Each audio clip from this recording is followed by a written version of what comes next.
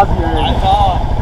Aber richtig, ich hab da so nichts gesehen, Alter. Das macht ey. Lass ihn mal boxen. Sag dir mal den Spiegel an. Ja, das überholen muss doch nicht sein so. Ja, aber die Beleidigungen müssen auch nicht sein.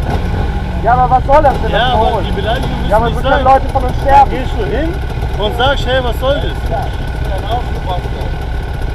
Mach mal auf, da kann schon auch sein, du kannst mir jetzt den 30 Leuten kommen, die Beleidigungen müssen nicht sein. Ja, okay, aber so ein Überholen dürfen wir auch nicht. Ja, aber die Hochstarter auch nicht. Hä? Die Hochstarter müssen auch nicht sein.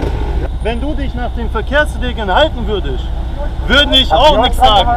Hä? Habt ihr euch dran gehalten? Ja, hast du dich dran gehalten? Ja, auch. Ja, also. Ich rede jetzt mit deinem Kollegen. Ich rede mit deinem Kollegen. Ja. Aber Sie haben gerade in Ordnung. Ich rede mit dem Jungen. Mach uns auf jeden Fall Kunden, Fährbann ist Donner, unter die Brille. Belly, was geht ab? Seid ihr gut drauf oder was? Ich rede mit deinem Kollegen. Fahrt einfach langsam, gell?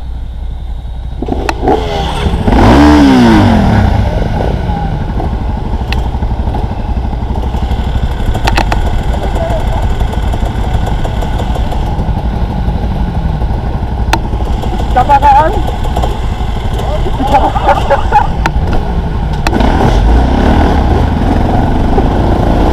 Lass mal Wheelie fahren.